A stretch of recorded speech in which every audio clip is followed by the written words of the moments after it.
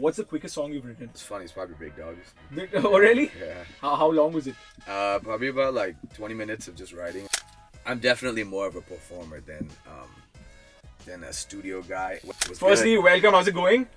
Good. And we are here to talk about his new music video for Big Dawg, and I absolutely loved it. The visuals are crazy. How did it come to be? I'd love to know, for starters, what was the germination of this song? How did it come to be? Honestly, it was we just tried to match the energy that we felt when we were making that song, which Right. is me and Kalmi made that song like early in February, January types, and it was a very quick.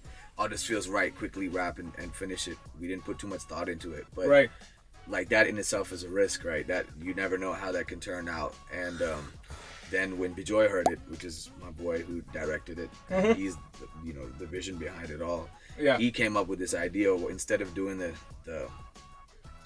generic cars and the bikes, which people do, and I like it too, man. Yeah. I like flashy shit, but it's also like we always like to try something different and test ourselves, and I tested myself on this one for sure, bro. What is it that you inherently are? Are you more of a studio guy, or do you like performing, or is it like a mix of both?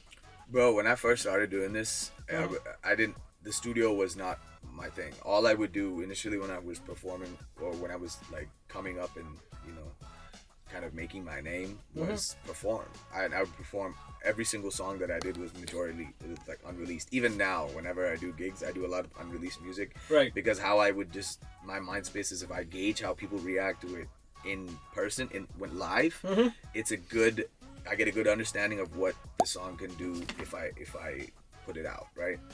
And I gotta put them out, of course, because there's also that side, but that's a whole different story in terms of procrastination or whatever. But I'm definitely more of a performer than a studio guy. When I started, I'm starting to really like the studio now. Yeah.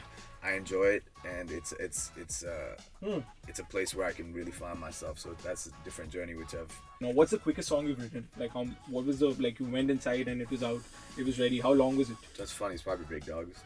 Oh, really? Yeah. How long was it? Probably about like 20 minutes of just writing and then going recording it, another like 20 minutes, and then. Really? Then it was like, of course, it's like shaping up at the end of it, but like when we made the song initially, it was just like, Tommy made the beat. And then I just like, yo, wait. And I just wrote it, finished off in like 15, 20 minutes. And then just 15, 20 minutes? Yeah. And then it slowly evolved into what it is right now. So Right. nice. So there was no rewrite on it. It was essentially what you wrote is what came There's a out. bit of tweaking. By There's a then, bit of like, tweaking. this is like right before we released it. We're just like, but it's like very minor stuff. Like it was still very much how we thought about it, So, yeah, that was quick. That was fun. Now that we're talking about writing songs, what is your songwriting process essentially? Like what does it encapsulate? Like what are the core ingredients for a HMK track according to you? That the boxes that need to be ticked. I don't know, man. I guess whatever feels right. Like I do like to talk about things that I'm going through. Try and be as real to myself as it is, and try and relate to people as well, man. Because I feel like the crux of it all, like good music, is stuff that you can relate to. You know, I mean. Yeah, there is like a lot of shit that I do which is absolutely ratchet and unheard of in regular society. But then also, my whole point is to talk about what it means to be, alive and doing our day to days and trying to get by our lives. So I try and find a little bit of balance of both. While I also I like to lyrically like push myself. I mean, Big Dawgs was not. I wouldn't say it's a lyrical display at all. It was more just like a feeling, a sentiment, it's energy. So we're just saying and like providing power to word, right? But when I first started like getting into rap and hip hop initially, it was just very much into I just like good words, good lyrics, man. How you make meanings out of sentences, phrases, and formulate like a thought off of a thought. You get what I mean? Like there's just layers to it. I like good writing. That's Who's your favorite writer in India and abroad? My initial first love was Lupe Fiasco, and also I really like MF Doom. So rest in peace. It's the writing but those two are purely like just the writing prowess is phenomenal. Right. How they look into their wordplay, how they look into their concepts.